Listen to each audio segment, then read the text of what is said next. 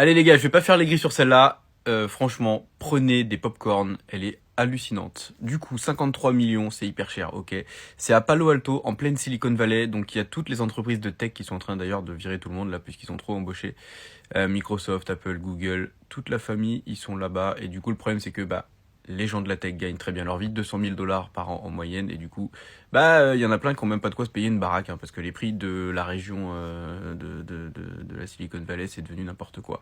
Cette maison-là, alors attention les gars, t'as quand même un trou de golf devant chez toi. Il y en a un. Tu peux pas faire un parcours, il y a un trou privé. C'est pas ta maison donne sur un golf, c'est le trou est à toi. Le trou est à toi, oui, bien sûr. Donc regardez-moi cette maison hallucinante qui est sortie de terre en 2008. Il y a des prestations, j'ai rarement vu ça. La maison est propre, hein, vous voyez. Tout est nickel, tout est raccord. Intérieur peut-être un peu simpliste, me direz-vous. Parquet blanc et tout.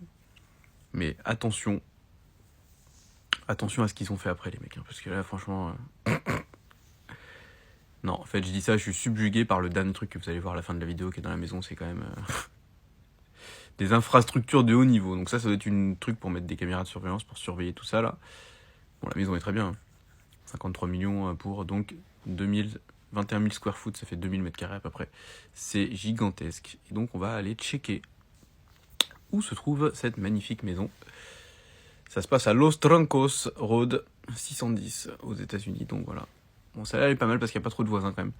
Et au début, en regardant la 3D, je me suis dit, qu'est-ce que c'est que ce putain de carré gris à gauche? Alors vous voyez qu'il y a des panneaux solaires, donc ça c'est quand même pas mal.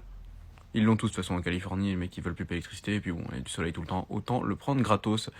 Et puis bon, quand t'es à 53 millions pour ta baraque, tu peux bien te payer 25 000 € de panneaux solaires, hein.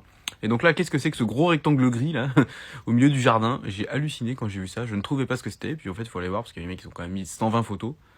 Donc déjà tu passes ton après-midi à regarder l'annonce avec les 120 photos, et puis à la fin tu as quand même vu ce que c'était ce truc. Et attention, regardez ça.